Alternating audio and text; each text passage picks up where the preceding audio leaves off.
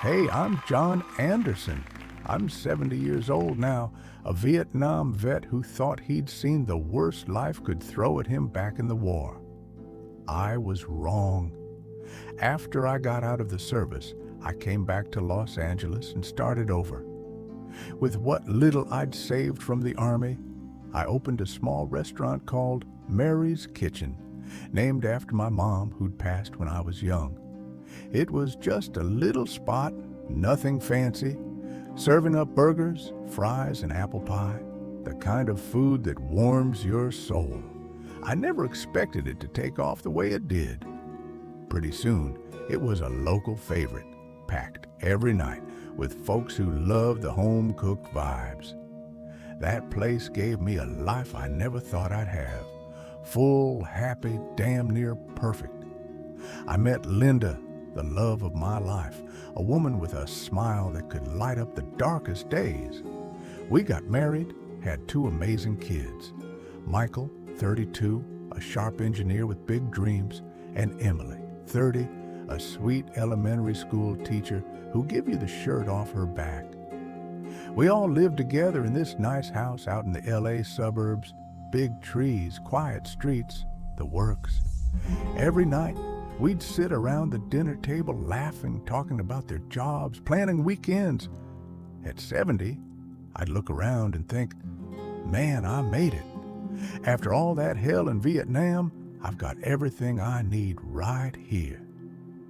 Then came November 15th, 2024. It was one of those dry, windy nights in LA. Too dry, too windy. We'd been hearing about wildfires on the news, how the Santa Ana winds were kicking up trouble, how the drought had turned the hills into a tinderbox. I didn't think much of it. Fires happened out there, not here. That night, we were all home, just finished dinner, sprawled out in the living room, watching some old movie Linda loved.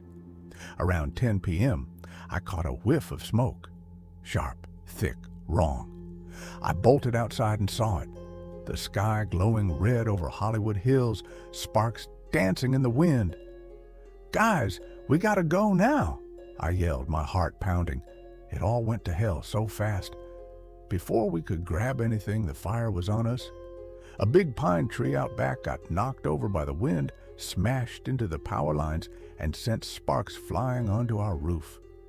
Next thing I knew, the house was burning. Linda screamed, "Michael, Emily, get out!" I ran to the kitchen where Michael was wrestling with a fire extinguisher, flames already licking up the curtains. "Forget it, son! Run!" I shouted, yanking him toward the door. Emily and Linda were heading for the back exit, but the smoke was so thick I could barely see.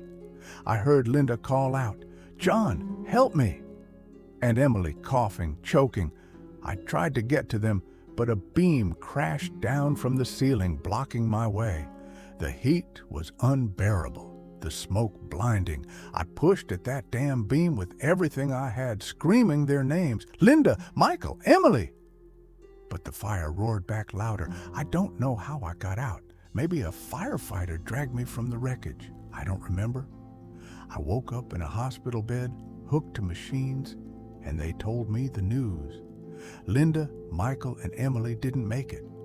The fire took them, took our house, took everything. I was the only one left. The insurance folks came through quick with a fat check, enough to rebuild the house, start over if I wanted. But money? It's just paper now. What good is it when I've lost Linda, my rock for 40 years, the woman who held me through every nightmare? When I've lost Michael, my strong, brilliant boy, and Emily, my little girl with a heart bigger than the world? They were my whole damn life, and without them, I'm nothing but an empty shell. They fixed up the house, new walls, new floors, same address. But I can't set foot in there. Every room's a ghost town of memories.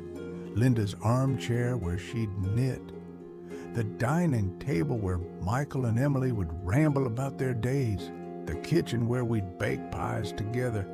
It's all still there in my head, but they're not. Walking in feels like drowning, like the walls are closing in, mocking me for failing them. I keep asking myself why I didn't see it coming. Why didn't I get them out faster? I'm a vet, for God's sake. I faced bullets, pulled guys out of burning jungles, yet I couldn't save my own family. I survived Vietnam just to live through this, and I'd trade places with them in a heartbeat if I could. I walked away from that house and didn't look back. Started wandering the streets of LA like some lost soul. Days blurred together. I'd shuffle past busy crowds, feeling like I didn't belong. Nights, I'd crash on park benches or under bridges, clutching Linda's old coat, the only thing I salvaged from the ashes.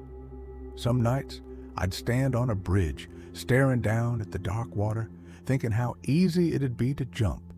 No family, no home, no point in going on. I was done. One rainy afternoon, I was huddled under the awning of some abandoned shop, soaked and shivering. This kid, maybe 8 years old, ran up to me in a beat-up yellow raincoat, holding a torn umbrella. "Hey, mister, you cold?" "Here," he said, shoving a warm sandwich into my hands. I looked up, caught those big, clear eyes of his, and it hit me. Emily. She used to teach kids like him, always talking about their little kindnesses. "Thanks, kid," I mumbled, my voice cracking. He grinned and said, "My mom says God's with sad people. Don't be sad, okay?" Then he darted off, leaving me with that sandwich and something stirring inside me I hadn't felt in a while. His words stuck with me, rattling around in my head. I remembered my mom taking me to church as a kid, teaching me to pray when things got tough. I'd buried that part of me long ago, but that day, it flickered back to life. I got up, walked through the rain, and somehow ended up at this little church in an old part of town. The door was open, warm light spilling out.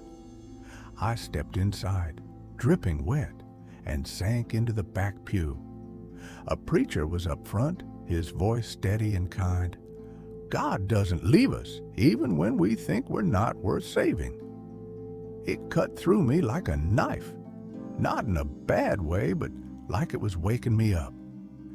After the sermon, the preacher came over. "You need something, son?" he asked, no judgment in his eyes. I couldn't hold it in. I told him everything. The fire, my family, the guilt eating me alive. He listened, then put a hand on my shoulder. "You're not alone. God kept you here for a reason." He led me to a little corner with a cross and some candles. "Pray," he said, "not for you, for the ones hurting out there." That night, I knelt down, tears streaming. "God, I've lost it all. I'm not asking for me.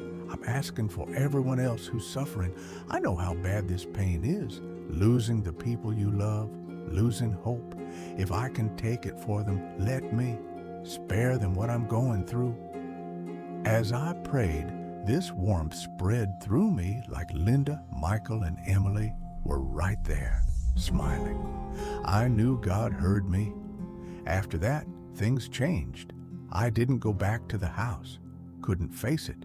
Instead, I stayed at the church's shelter, started helping out, cooking meals, handing out clothes, sitting with folks who'd lost as much as me.